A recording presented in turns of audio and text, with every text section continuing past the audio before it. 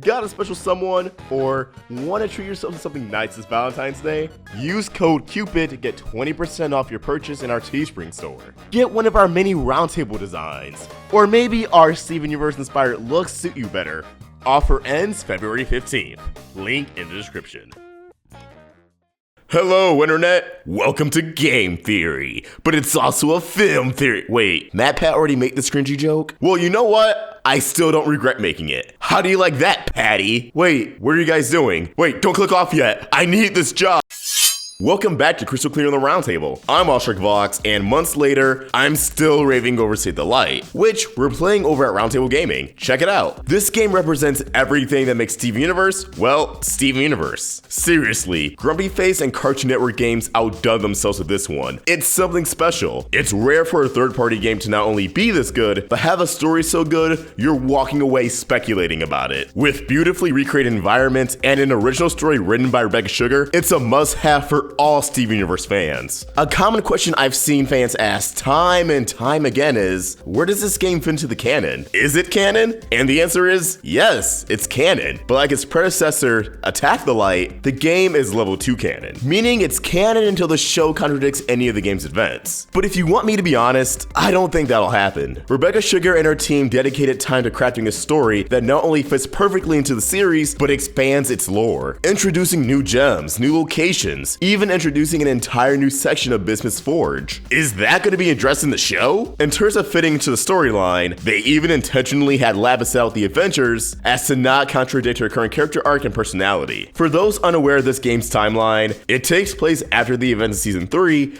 and before Topaz and Aquamarine's arrival in Beach City. If I had to make a guess, it took place after the Zoo arc, as episodes from Rock Now to Room for Ruby jumped around time a bit. And the car wash has its new sign that Peridot and Lapis made in the new Crystal Gems. Plenty of time to have a massive off-screen adventure that hasn't been alluded to in the show at all, but maybe it will be someday. Give us a Square Dot cameo. This information in mind, it wouldn't be a Steven Universe installment if we didn't walk away from the game full of theories and speculation, how this adventure ties into the overarching story. And well, I think I have an idea about certain diamond's ties to a certain gem commander. Fair heads up, this will contain spoilers on the storyline for Steven Universe Save the Light, and if you wish not to be spoiled, click off now. Please, fair warning, I don't want to ruin anyone's individual experience going into this video game. Alright, everyone good? Here we go. The main antagonist of Save the Light, as you've all come to know, is Hessonite, a type of garnet that's a gem commander who returns to Earth to reclaim her light prism, or white light. Friend of Steven's and the antagonist of the previous game who reformed at the end after Steven gives white light their freedom. White light is a light creature who can produce other forms of light creatures, simply referred to as the light. Light creatures aren't gems, but they seemingly are controlled by them. And Attack the Light, these creatures take on forms eerily similar to corrupted gems. However, as specified in the notes for Attack the Light, light creatures are created and held by the Prism as to purposely distance and avoid complicating the corrupted gem storyline. In Save the Light, these creatures don't resemble corrupted gems, but remind me of enemies such as Heartless and Nobodies from the Kingdom Hearts series, just a bit more colorful. A bulk of them can summon weapons like shields, swords, and spears, another similarity to gems. It feels as if they're meant to replicate gem kind, so keep that detail in mind. Hessonite and the Light Prism's backstory is also touched on in the game, when seemingly, Steven's empathy powers causes him to connect the Prism and view its memories.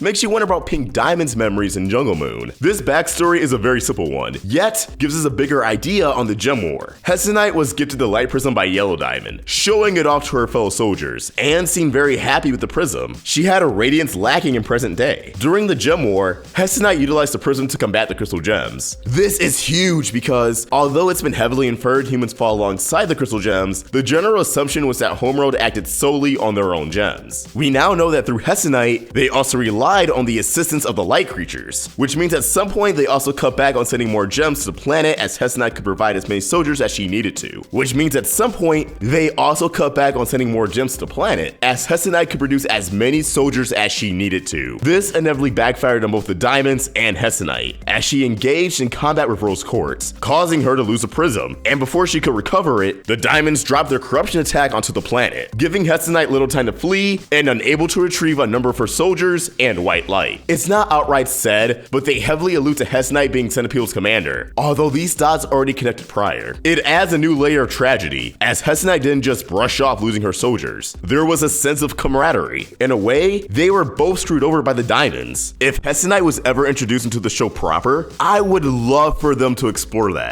Hell, even without her, I doubt she was the only commander who lost her troops. How does the commander process that loss? That guilt? Does that cause them to develop a resentment against the diamonds? Even if they don't recognize it immediately. A resentment Steven could unintentionally unlock if he ever sat down and had a good conversation with a commander. If he ended up in the right place at the right time. I feel as if the diamond attack as a whole may have planted the seeds for another rebellion of a different kind within Homeworld. One that wouldn't come to fruition for thousands of years. These are all ideas we can save for another Crystal Clear though. What I want to focus on in this episode is the origin of the light prism. Where did it come from? Why was it created? Was it always intended for Hessonite and only Hessonite? It was handed to Hessonite by Yellow Diamond, yes, but I'm pretty sure Yellow Diamond didn't actually create the prism or white light. I feel as if white light, from abilities to appearance, was modeled after the likeness of a very powerful figure in Homeworld society. That figure is none other than the ever elusive White Diamond. I believe White Diamond created white light for various reasons. White Diamond is thought to be in control of all gem kind, all the diamonds. And in a similar fashion, the character of White Light, much like actual white light, contains all wavelengths of visible light, or simply all the colors. White Light is in control of all the light creatures. White Light's true form also has an uncanny resemblance to the depictions of White Diamond we've been given so far in the series. There's also the factor of White Diamond being the biggest contender to be the former owner of our Pearl. Pearl's color scheme has all the components of the diamonds, which ties into White Light containing all visible colors. Gems share similar abilities with their corresponding diamond, leading many to think White Diamond will possess light-based abilities as Pearl does. Pearl and the light creatures actually have strong similarities in their abilities. In Attack the Light, the creatures created light replicas of the crystal gems, which is reminiscent of the hollow pearls. Generally, both Pearl and the light creatures can create duplicates of themselves, and White Light itself has been shown to create holographic projections, just like Pearl. Speaking of Pearl, Hessonite actually recognizes her when they clash in an integral moment of Save the Light, and from the dialogue, it sounds like Hessonite was pretty involved in combating crystal gems in the war. Again, why the hell is this gem not in the show proper? Like, they set up a possible return in a third light installment by the end of the game. But in my opinion, this game made her notable enough to be storyboarded and voiced in an actual episode. Hessonite doesn't mention anything about Pearl's former owner, so we don't have any hints of if she served White Diamond, Pink Diamond, or just a higher ranking gem in general. Obviously, they wouldn't give us such a major revelation in an external source from the television series. But man, some breadcrumbs here and there would be nice. I'm holding on to Pearl being such a recognizable defense from Homeworld, even to those who haven't read her prior to the series like Jasper, being due to the fact she served one of the diamonds. I do acknowledge White Diamond is an enigma all on her own, and banking on her being Pearl's former owner for this theory is a dangerous gamble. But hey, we were correct about Yellow Diamond's powers and the general personalities of gems aligning with their diamonds quite nicely, so why not go 3 for 3? We can assume White Diamond isn't a fan of appearances, due to her radio silence in the series thus far, even remaining absent in Steven's trial. So it adds up. She'd craft the light, but instead of delivering it to Hessonite herself, she gives it to Yellow Diamond. The light may not even have been intended for Hessonite, but rather something that was already around or in the lab for a while. Yellow Diamond simply felt it was time to roll into action, and saw Hessonite fit for someone to wield its power. Homeworld, particularly White Diamond, creating a subspecies meant to emulate the abilities of gems in place of sending more soldiers to a location is a smart move. Perhaps prior to the Gem War, White Light and the Prism was utilized when waging war on other planets intended to become gem colonies, fighting other battles. There could be more prisms throughout the galaxy active to this day. With Homeworld's resource crisis and gems being cut back on abilities, they'd be more useful than ever.